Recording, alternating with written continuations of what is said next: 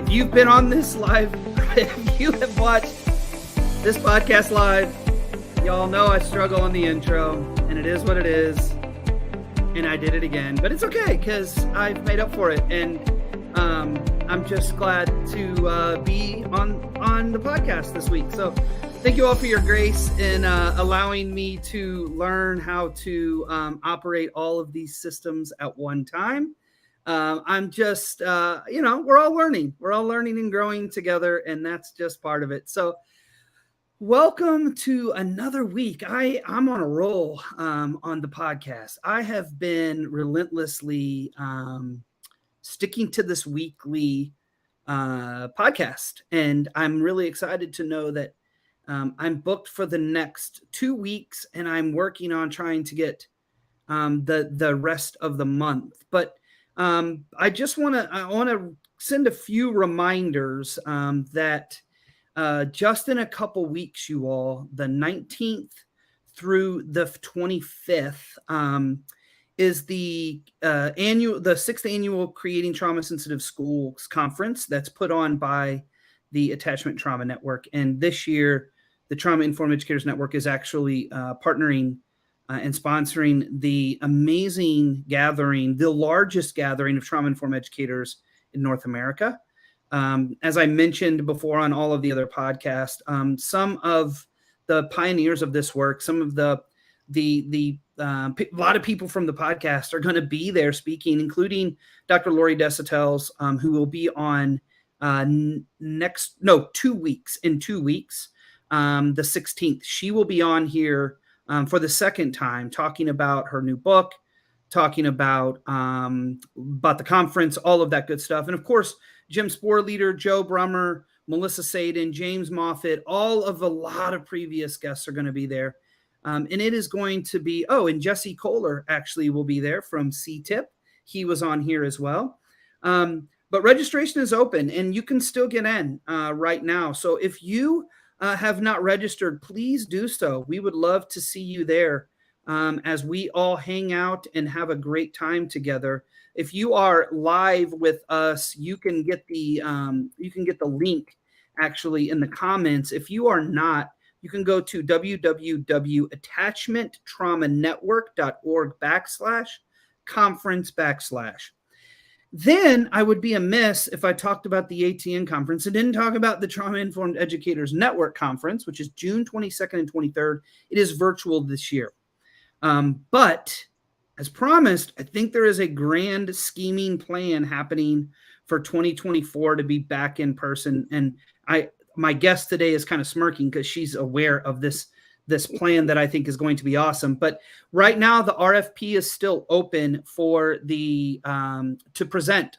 That closes February 10th. You can go on the Trauma Informed Educators Network website, which is tiennetwork.org. Go over to the top tab that I think it's under resources. I don't remember honestly, but drop down and hit the conference, and there is a link there. Or you can go to any of our social media, and it's usually pinned at the top to see that. Also, some really big news that I'm actually extremely excited about. We met with the national conference planning team yesterday, and I just looked at everybody and said, "We're charging way too much." And they said, "Yeah."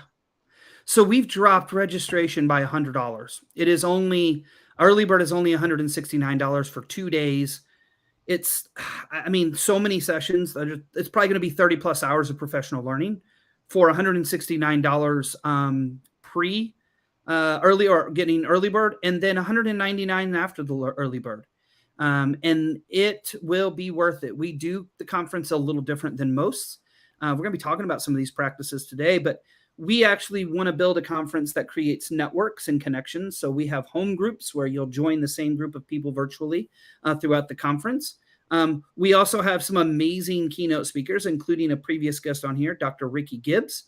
And then Dr. Lori Desautel will also be presenting at the Trauma Informed Educators Network Conference. And we have one more, but I can't announce it quite yet, but you all will be knocked out by her brilliance when I can announce it. So nonetheless, if you haven't registered for the conference, please do so.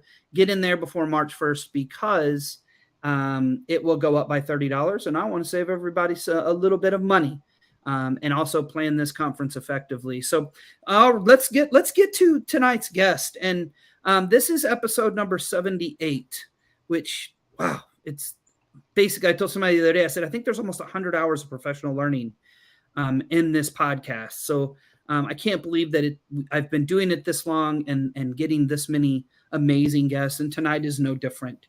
I will start by telling you all that, unfortunately, this was supposed to be 2 people, and one of our guests had a family emergency, and simply we respect it 100%, needed to be with his family. So Dr. Anthony Pico, who is an elected chairman of the Viejas bands of Kumeyaay Indians, is unable to be with us. But I hope that one day Dr. Anthony Pico can be back. But his ally and ally of many is here, and I can't wait for you to talk to Dana Brown. She was an inner city community organizer for over 25 years. She's founded numerous youth leadership programs in elementary, middle, high school, and inner city police divisions, partnering with Juvenile Services. She's done all kinds of work, and even in 2017, Dr. Felitti, which you may recognize that name, introduced Dana to Dr. Anthony Pico, who was going to be with us tonight. Now, on the Warrior Spirit Family Leadership Team, they passionately are focused on healing Indigenous families from historical trauma and ACEs, collaborating with several tribal nations in California and beyond. They're integrating a truth-telling in public education and social service sectors. That's just a little bit of your story, Dana. I am not going to take any more of your experience. I want to welcome you and tell us, what is the Dana story? What's the rest of the Dana story? Well, thank you, Matthew. Very grateful, humbled, and honored to be here. Thank you for the invitation. Good evening, everyone. My name is Dana Brown. I'm a 5th-generation immigrant, born with unearned privilege on the land of Sauk and Meskwaki, Iowa farm girl, and didn't realize that I was born with unearned privilege until 2005. I went to a book signing by Robert Jensen, a white gentleman who wrote a book called The Heart of Whiteness, Confronting Race, Racism, and White Privilege. And I walked out of there crying and made a vow. I can still feel it. Made a vow to our Creator that every day, and I do, and I will, every day I use my whiteness as a bridge to dismantle oppression, systemic racism, and do everything that I can to help support the healing. And so when, as Matthew shared, when Dr. Vincent Felitti introduced me to Dr. Anthony R. Pico in 2017, and being white, you move at the speed of trust, and trust takes time. And so throughout that process of building trust, I helped put together there were 5 of us that put together a 3-day in-person calling upon the warrior spirit to heal historical trauma at Viejas Band of Kumeyaay Nation. And those 3 days, there were around 300 attendees. We all stayed together in one room. There were no breakouts. It was amazing. Dr. Felitti was the keynote. And so now our warrior spirit family, which is what we call our leadership team, we have continued to work together ever since then. And generally speaking, bi-weekly, I'll host Zoom meetings for us. We have a lot of different efforts that we are working on and really want to weave through. All of us have Indigenous wisdom, and then really lift up the truth telling, like Matthew shared. It's so critically imperative. And so when I started learning some of these truths of things that I was not taught in public education, in our California became a state in 1850. And in 1851, the first governor, Peter Burnett, a slave-owning family, said in an address to legislature, "We shall wage a war of extermination between the 2 races until the Indian race becomes extinct," and held propaganda and town hall meetings up and down California at a time when gold rush and settler folks were making an average of 25 cents a day. that if they brought in the scalp or the head of a Native American man, they'd be paid $5. The scalp or the head of a Native American woman, $2.50. The scalp or the head of a Native American child, $1. California paid those bounties to settlers and gold rush folks, and the federal government reimbursed California over $1 million. And so it's so critically imperative that I would encourage all of us to lean into truth telling. And I don't know what I don't know. Being white, I strive to be very mindfully, culturally humble. Which is a First Nations Health Authority definition of showing up everywhere you are as a learner and listening to understand another's experience. And Matthew articulated that earlier of, we're all students and we're all teachers. And I'm a servant leader, and I'm really passionate about this work. And I want to ultimately to have 8.5 billion people, just like all of you that are part of this network. You're truly leaders on the front line of systems change. So bless you for what you do on behalf of children, youth, and families. And people are probably wondering, what does this have to do with trauma-informed education? It has everything to do with trauma-informed education. I think right now, if you are in education and if you are watching what's happening across our country, you'll see that truth-telling there is an active fight against truth-telling. And it's not just what Dana had mentioned about that, the depths of that historical context, but it goes across all cultures that are not fitting the majority of the U.S. culture. I know that there's all kinds of controversy and there's all kinds of pushing against. If you watch the news of what's happening in Florida right now, you know that there was, and I've been reading extensively on it, the removal of AP courses on African American history, right? I understand today is the second day of African American history, and there's a reason we're having this conversation today as well, because it goes back to multiple experiences that are historic in our country that we simply don't want to have a conversation around. And we have to have these conversations, right? It's okay to have these conversations. I have a 12-year-old. I've been having these conversations with him since he was old enough to understand it, right? And so I want to connect why we're having this. And really, Dana, it comes down to a lot that's happening. And we're going to get to how you became an ally and all. But I want to start off with, tell us about the California AB 1703, because I think it really connects on why this is important and how some states, right, are handling it. I'm in Tennessee. We have an anti-CRT critical race theory law. The school district in which I live, it had 3 books that were trying to ban on racial reckoning just last week.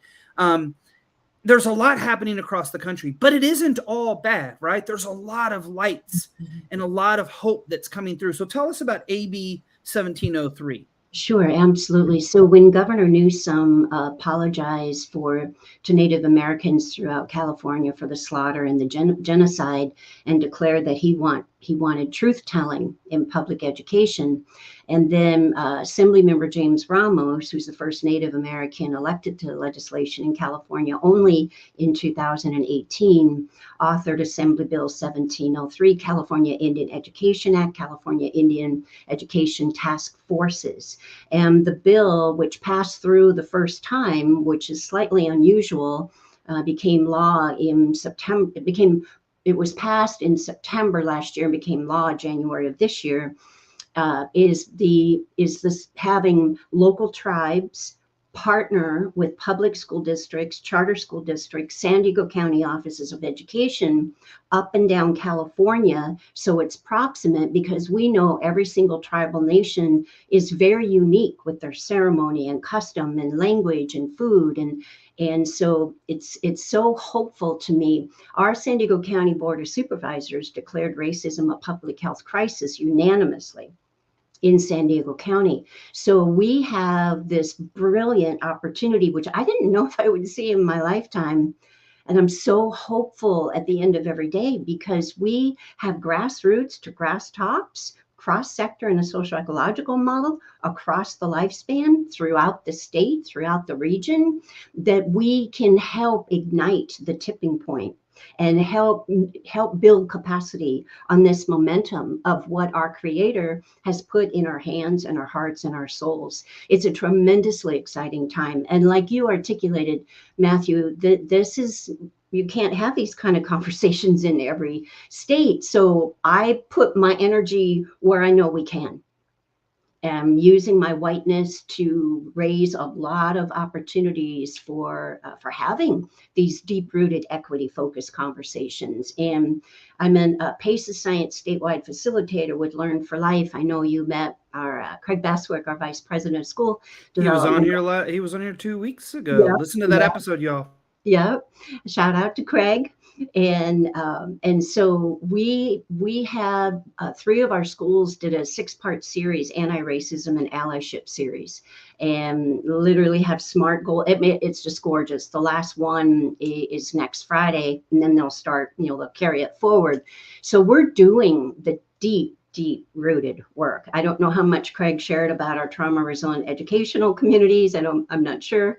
Matthew, I can certainly articulate that as well. And what's really exciting is that Craig, for the next 2 years, Craig and I are going to be the co-leads for 6 county cooperative of communities in California. And we are framing them as trauma resilient county cooperatives that'll be a decolonization model. And so it's the counties of Los Angeles and Madera and Riverside, San Bernardino, San Diego, Tulare County, in alignment with other county cooperatives that are already in California, which is Fresno and Orange County and Santa Barbara and Yolo. And so we're really, and I know you're nurturing, you're helping us get all that organized. It's exhilarating. And then to be really intentional that it is with our tribes, with the fundamental hypothesis. It should always be with. We should never do 2 or 4. It should be with.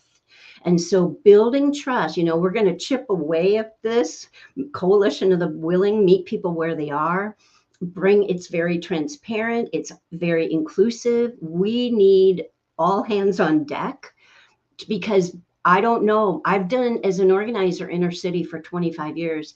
I've been part of so many initiatives, and and then you get a new principal, you get a new CEO, and if it's not deeply entrenched in policy, so it's part of practice, it's part of the culture, that pendulum swings. You got to start all over. I don't have enough decades left to keep starting over. So, I'm getting angel hugs. When you get the tingles, I feel like angels, because truth is being spoken.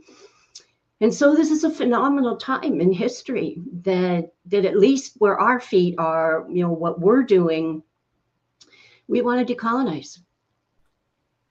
Well, and I'll tell you, Dana, I know you're putting your energy where you can, and I'm putting the energy where you're not supposed to. That is part of my unapologetic disrupting spirit. I constantly am sending some school board members information of like, hey, check this out. Hey, check this out. Hey, you may want to think this. I met with one actually when he was first elected, and I was like, I want to give you a book, and I gave him Bruce Berry's book, and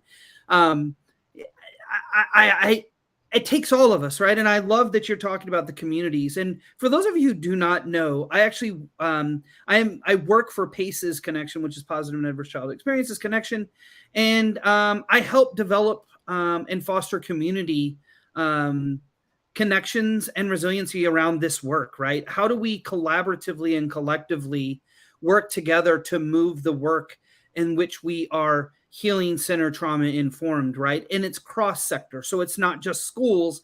We're talking cross sector collaboration. And I think the power of what you're doing, Dana, and what Craig is trying to accomplish is elevating youth voice as well. So the Indigenous youth, not just the elders, but the elders are a part of it, but the youth, right, is elevating their voice. And I think when I heard the news story about what's happening in Florida, Dana, one of the things that they were so adamantly against was a teaching advocacy and how to teach in those courses. What does that look like?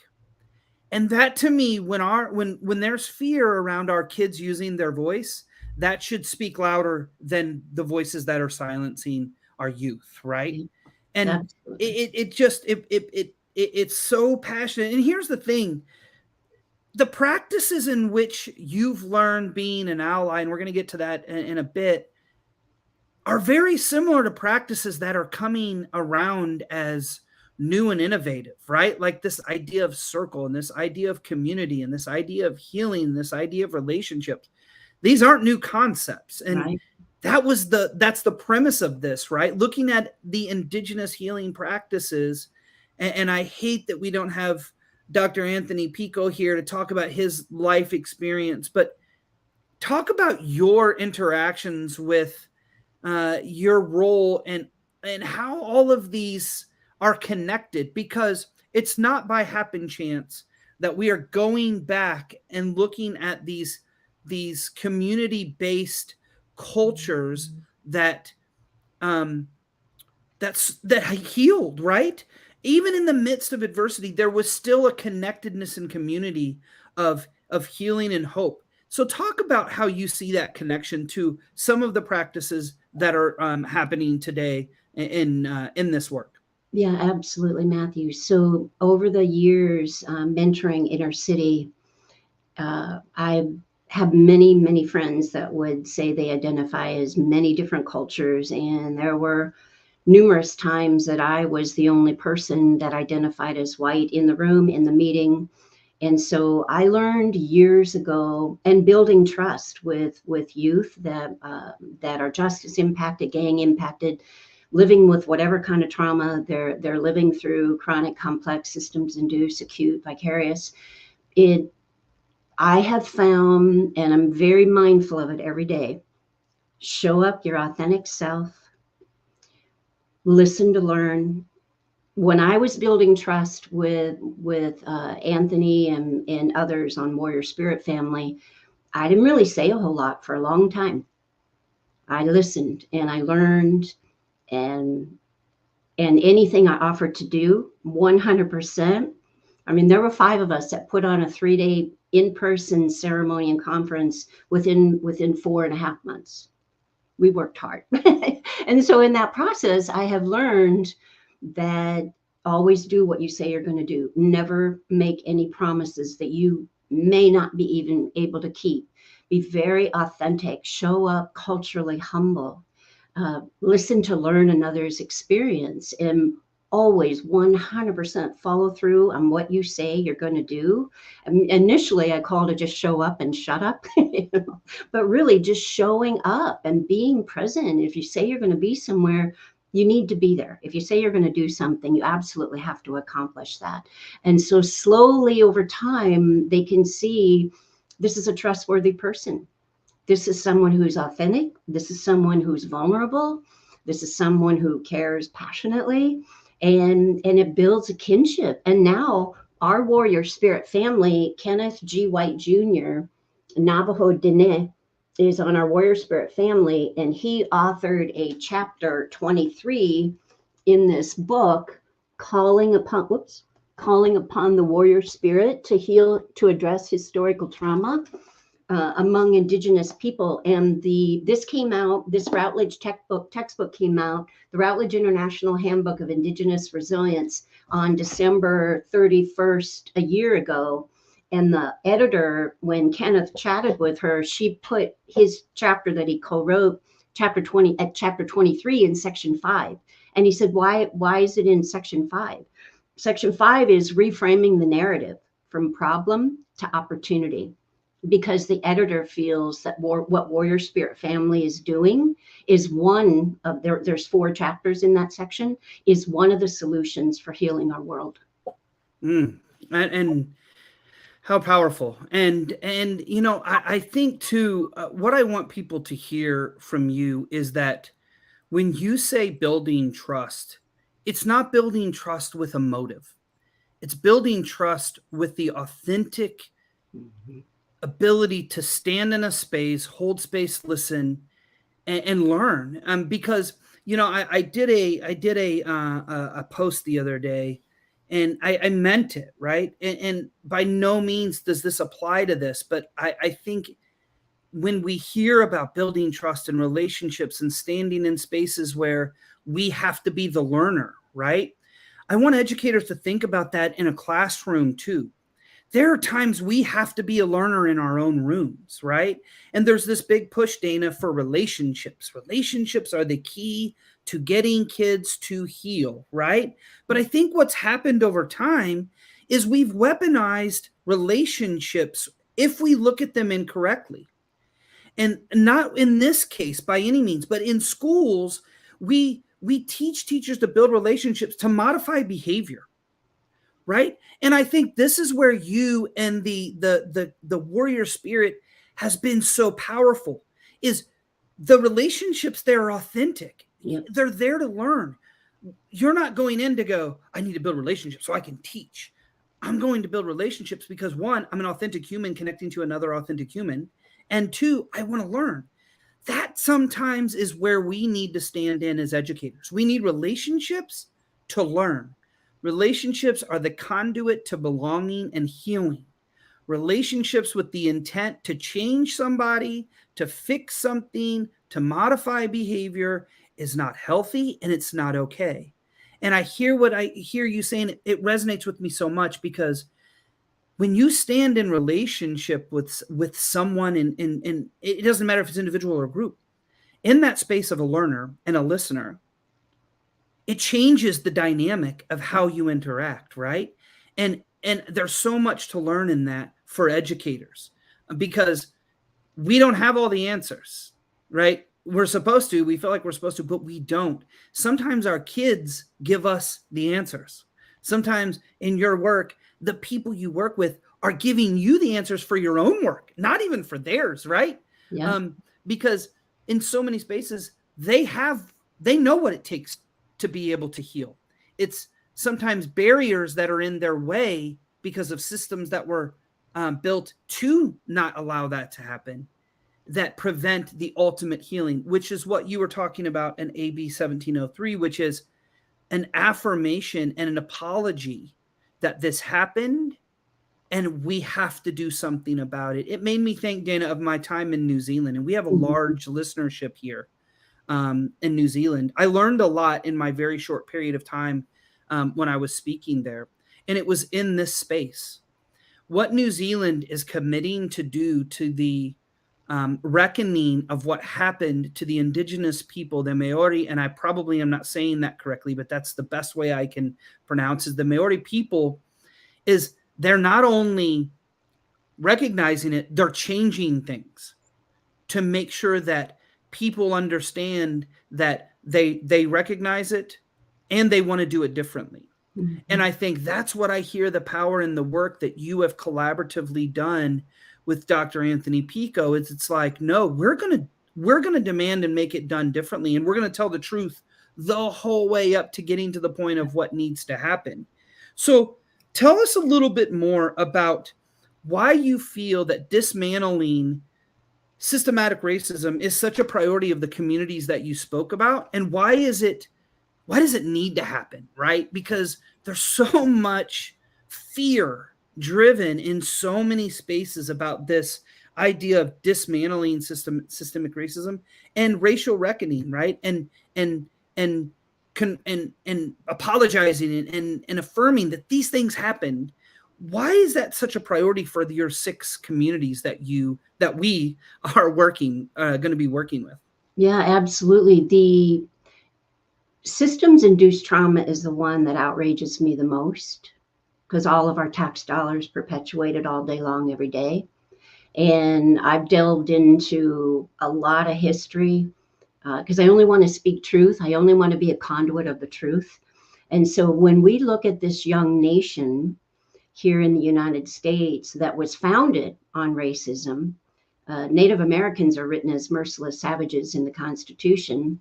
Genocide, displacement, boarding schools, on with Native and tribal nations, enslavement of African Americans. The government recruited Chinese individuals to come here and help build the Transcontinental Railroad. When it was complete, they started the first public immigration law, the Chinese Exclusion Act of 1882, to kick them out.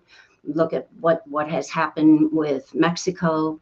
the children, Executive Order 9066, when Pearl Harbor was bombed, and that was then became in California and beyond the Japanese prison camps, redlining, which still exists to this day, housing. It's anyone that is of color. And preschool to prison pipeline, you could do a whole podcast on preschool to prison pipeline. It's just, it hurts my heart. It hurts a lot of people I care profoundly about. And 0% of this is about people not being held accountable. That is 0% of this whole understanding. Everyone should be held accountable with compassion. But we can have a very punitive approach and just punishing an individual. And then the systems is going to keep them oppressed and then blame them. You're not trying hard enough. Pull yourself up by your bootstraps. It's mind-boggling to me and outrageous, and I have to do something about it every single day because I refuse to be complicit. So as we speak, there are people enduring, look at the prison system. Let's pull people, let's isolate people from family. Let's move them further and further away from each other. We are harmed in relationship. We are healed through relationships. We neurologically are wired. We need each other. We all know secure attachment and protective factors, and the mirror neurons serve and return with primary caregiver and infant. We need each other. So to think that we should invest our time with this punishment of individual people, it's insidious to me.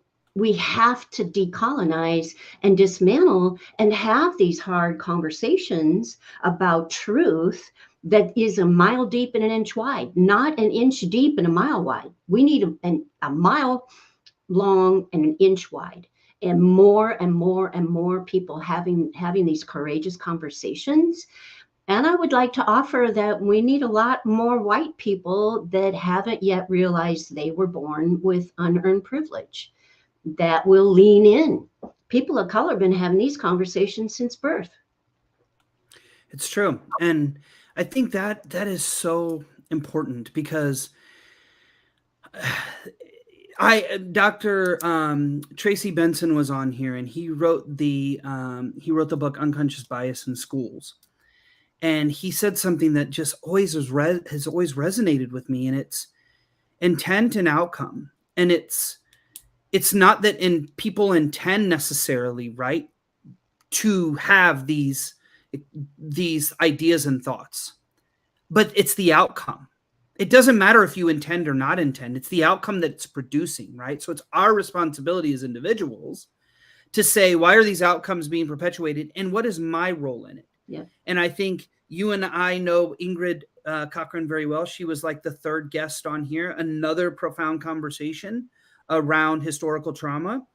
She says, we are the system, right? We can't talk about the system if we're not talking about ourselves. So it's constantly having this idea of self-reflection of what is my role in this, right? And it's if you and myself and millions of other people could change it, we would change it today, right? Yeah. And there, unfortunately, we are unraveling things that are so rooted that it takes time. You and I have spoken about this before. We may not see the fruits of this labor in our lifetime. But if we could only think that my grandchildren or my child or their grandchildren could live in a space and a place where these conversations do not have to happen, right? And that is where sometimes it's hard because there's times you don't get wins, right? And you're so right. And I'm gonna have a guest on here to talk about just that. These conversations have been happening in the indigenous cultures forever. These conversations have been happening in the African American communities since slavery. This isn't anything new, right? Mm-hmm. It's that we, as white Americans, and I got to trace my ancestry thanks to the other podcast that I do, History, Culture, and Trauma. I never had traced my ancestry, and I found my whole one side of my family is straight from England. The other one is straight from France.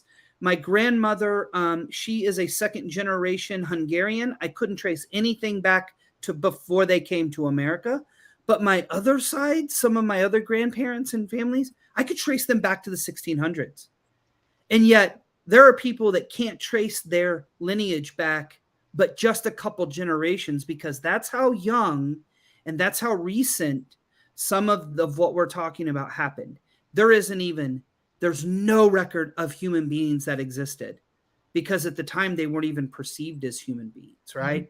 So I think that this is why you and I and so many people are passionate about this, because we have to rehumanize this. Yeah. It isn't simply just something that happened a long time ago. Right. We now know through the intergenerational transmission of trauma science, through what was started with the Holocaust, which, by the way, there was $85 million of reparations given to the Holocaust victims and their families, just so the record is straight. It has happened, and it has impacted the generations that have had to endure what their previous generations had experienced in trauma. But this work is, it seems never ending, right? And it seems like we make headway, and then you see news like I watched today, and I'm like, what is happening? So I also can say that the dysfunction of post-COVID is ravaging things, right? That there's trying to be more stronghold because there is such a discombobulation occurring, that we're trying to digress back to things we used to do, because that's where safety lies for the majority of people. But what do you see this work looking like, Dana, in the next 15, 20, 30, way beyond us? What does it look like to you when we're talking about dismantling systems of racism and decolonization and healing communities based off of the historical context of trauma and intergenerational transmission that has happened over the last several hundred years? Yeah. Matthew, my hope, my prayer, and I'm so honored to do it with Craig Beswick, that we can really help nurture, at least with the 6 county cooperatives that will be co-leading for the next 2 years, in alignment with the other cooperatives, the Coalition of the Willing, we'll call it, that we create a pilot, a model, that, because PACE's connection is global. I feel like we have, San Diego County could be ground zero. Dr. Felitti lives here. We have more reservations than any county in the United States. So we have a profound opportunity in our hands and our hearts and our souls to be very intentional with what we're doing here in California as a model that I hopefully will ignite a tipping point. And once you ignite a tipping point, it's like the 100th monkey theory. Once you ignite a tipping point, it's got a life all its own. And then that becomes more the norm, because, you know, when you mentioned about intergenerational transmission of trauma, we know through the science of epigenetics that the moment a female finds out she's pregnant, she has in her epigenetics her ancestors' DNA and carrying it forward for the next 7 generations. So that would be cultural trauma, historical trauma, and survivance. That's all in our DNA. So we all carry within us any of the traumas that our parents, grandparents, great-grandparents, ancestors have endured. That's within us. And we can there's markers in our DNA that we can help ourselves heal. I firmly believe that Indigenous wisdom, which each of us have because of through our ancestors, Indigenous wisdom has the power to heal our world. And our theme of calling upon the warrior spirit to heal historical trauma at Viejas in October 2018 was Indigenous wisdom and Western medicine will heal all living things, animal life, plant life, Mother Earth, and human beings. I passionately believe that's true. And so, you know, what you did down in New Zealand, what this Routledge textbook, which is Indigenous cultures throughout the world, how can we, it's like you mentioned towards the beginning, how can we be with intentionality, weave together these collaboratives, these initiatives, weave them together with intentionality that is very equity focused. Everyone the same North Star. You know, you be culturally responsive. Dr. Jeff Duncan Andrande, it wouldn't be a cookie cutter, but it would be a framework that would be customized, modified based on the tribes and the needs of that neck of the woods, that region, that city. Ensure that community members that have lived experiences, have been in foster, experience homeless, trauma and education, law enforcement, whatever system, cross sector, because systems induce trauma. The vast majority of people that I've mentored over years don't trust the systems because they've endured systems induced trauma. So we got to get ahead of it. We know what these solutions are. Indigenous, they know, they did burns. We wouldn't have the wildfires. We wouldn't have the drought, in my perspective. We would have clean rivers, clean oceans, clean land. The Mother Earth would not be gouged and scraped and burned. And she's hurting. Mother Earth is hurting. I really feel Indigenous wisdom and partnering with our tribal nations around the world is going to help save Mother Earth. We have so much. I think we could talk for hours, Dana. I know. You're right. And somebody said, amen to failure of systems. You all, here's the thing. I get accused of this all the time. People on my personal social media are constantly saying, you just hate America. No, that is not the case, right? I don't hate systems. The country I live in, right? Yeah.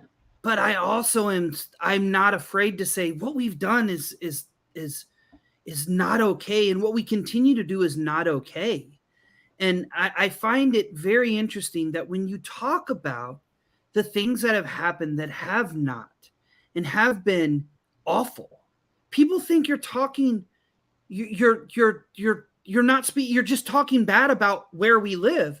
Yeah, that's the case because those things occurred, right? And if we're not willing to own those, I think if we even look at the PCE study, the Positive Childhood Experiences study, they found that if you don't embrace the bad things that have occurred, validate them and honor them, right? And recognize them, while also looking at the positive things, then your actual mental health comes out worse when you pretend it doesn't happen. So our collective mental health is worse until we decide to go, this happened, and what are we going to do differently? Because Dana, I had a conversation this morning.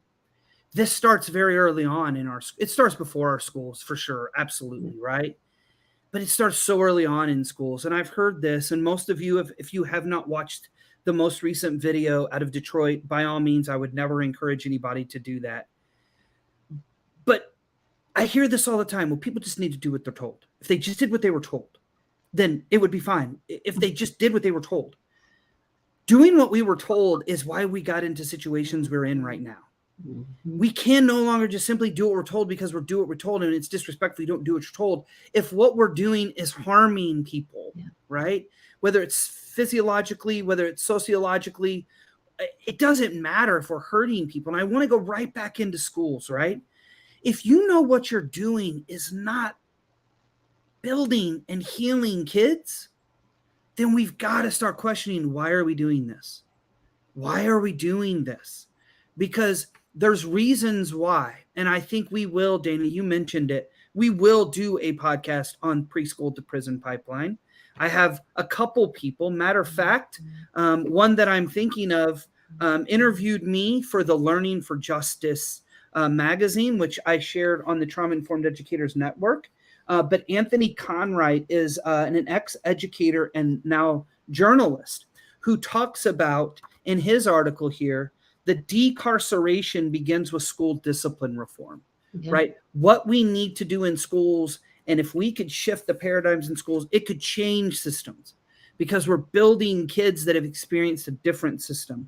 But if we continue to perpetuate the systems that are in place, we're simply producing kids that are in the system and which we already know isn't working. Yeah. So that was a lot. Sorry, Dana, that was like a rant, but I had to get it off of my chest. Dana, if people want to follow you or want to get in touch with you or want to learn more about Dr. Anthony and the work you all are doing, where can they find that information? You mentioned one of the books, and you may want to say that whole title again and the author, because people on the podcast can't see it. But if you'll say that would be awesome. Okay, it's the Routledge International Handbook of Indigenous Resilience, edited by Hillary N. Weaver, Weaver.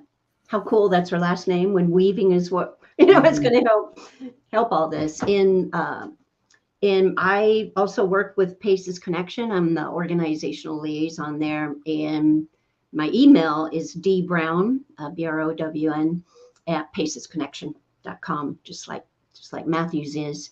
And yes, the more that we have a Warrior Spirit Family Facebook page, I could share that with you, Matthew, or I join your network so I could put it in there.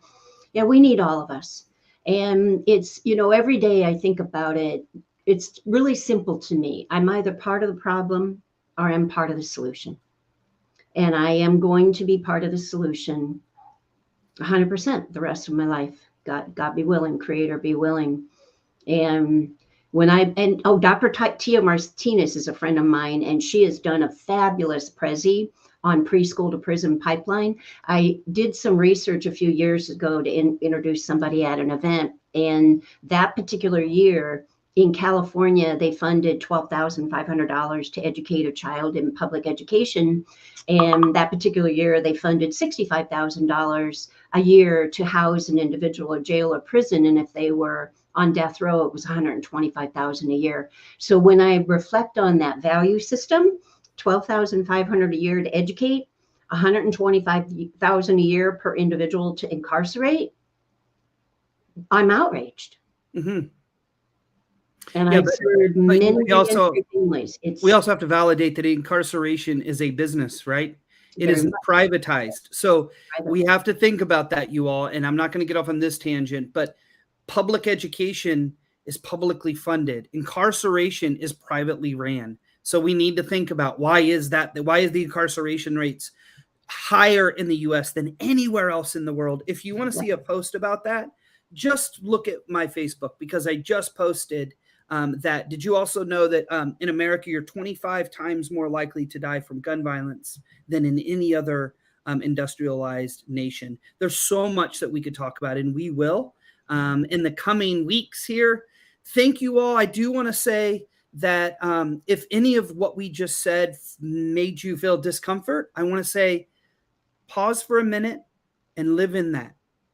And ask yourself, why was that so hard for me to hear? Why was it so hard for me to listen to? If you made it this long, or if you're like, yes, then you know to continue this work, because it's so important.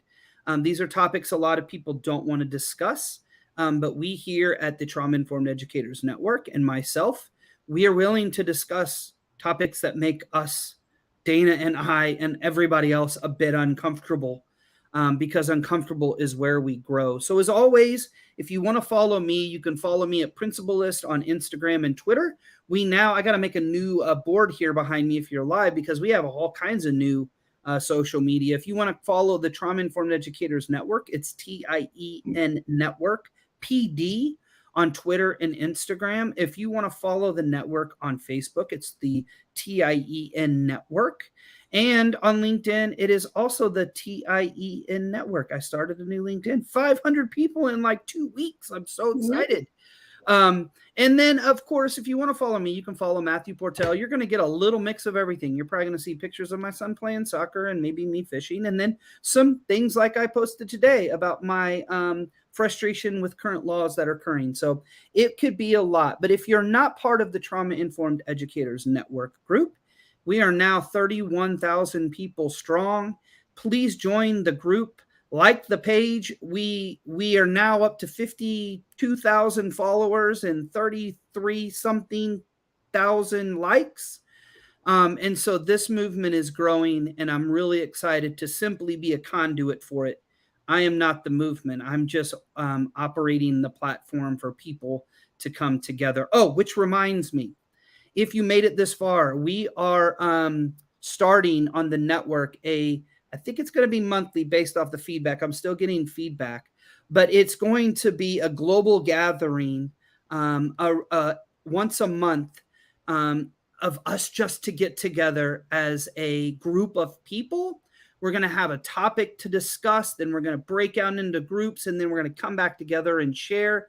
It's going to be very informal, but it is going to be designed for us to connect to people around the globe. I've had 65 people sign up that they want to do it from 25 different states and 7 different countries. So that gathering once a month, I can see it growing and growing and growing. And it's free. You don't have to pay anything. You just show up with your heart open, your ears open, and your ideas flowing.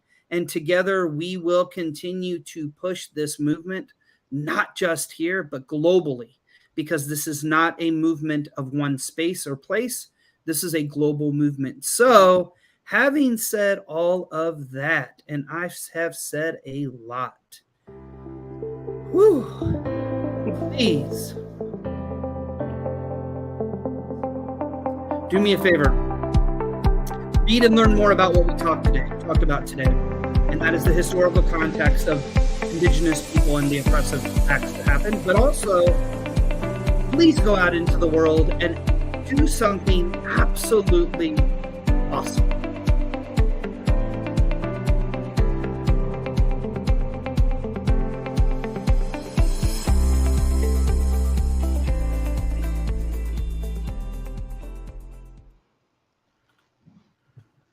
All right. Thank you all who held on with us live. We appreciate it.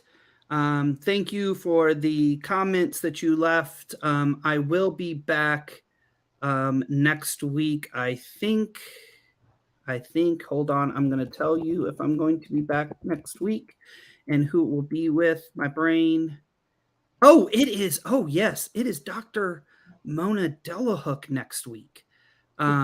She is a superstar. She has a new book, Brain-Based Parenting. It's going to be awesome. So come join Dr. Mona Delahook next week. And then the following week is Dr. Lori Desautel. Come and join us then. Thank you all for being on here. Much appreciated. And we will see you later. And much love and much light surrounding every single one of you. Bless you for what you do, helping so many children, youth, and families. You're just exceptionally special people, and I'm humbled and honored. Thank you, Matthew, for the invitation to be here with you. Absolutely. I appreciate your time. See you guys next week. Bye.